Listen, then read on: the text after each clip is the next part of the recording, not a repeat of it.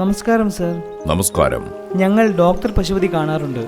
ഇന്നലത്തെ എപ്പിസോഡിൽ പാലിലെ സൂക്ഷ്മാണുക്കളെ നിയന്ത്രിക്കുന്ന കാര്യം പറഞ്ഞിരുന്നല്ലോ. ഞങ്ങൾക്ക് അതിനെക്കുറിച്ച് കൂടുതൽ അറിയാൻ ആഗ്രഹമുണ്ട്. കുട്ടികളെ, പാലിലെ പോഷകങ്ങൾ മനുഷ്യർക്ക് മാത്രമല്ല, ഈ പോഷകങ്ങൾ ആഹരിച്ച് ജീവിക്കുന്ന സൂക്ഷ്മാണുക്കൾക്കും വളരെ പ്രിയപ്പെട്ടതാണ്. അറിയാം സർ. ഇവയെക്കുറിച്ചുള്ള പഠനത്തിന് മൈക്രോബയോളജി എന്നാണല്ലോ പറയുക. അതെ, എന്നുവച്ചാൽ മൈക്രോ ഓർഗാനിസംസ്, സൂക്ഷ്മജീവികളെ കുറിച്ചുള്ള പഠനം. ഓരോ തരം സൂക്ഷ്മജീവികൾക്കും വളരാൻ ഓരോ തരം പോഷകങ്ങളാണ് വേണ്ടത്. ചിലതിന് കാർബോഹൈഡ്രേറ്റ് ആണെങ്കിൽ ചിലതിന് പ്രോട്ടീൻ മതി, മറ്റു ചിലതിന് കൊഴുപ്പായിരിക്കും ഇഷ്ടം. പാലിലാണെങ്കിൽ ഈ പറഞ്ഞ എല്ലാ പോഷകങ്ങളും ഉണ്ടല്ലോ. അതെ, അതായത് ഏത് സൂക്ഷ്മജീവിക്കും പെട്ടെന്ന് കയറിക്കൂടാനും വളരാനുമുള്ള സാഹചര്യം ഉള്ളതുകൊണ്ടാണ് പാല് പെട്ടെന്ന് കേടുവരുന്നത്.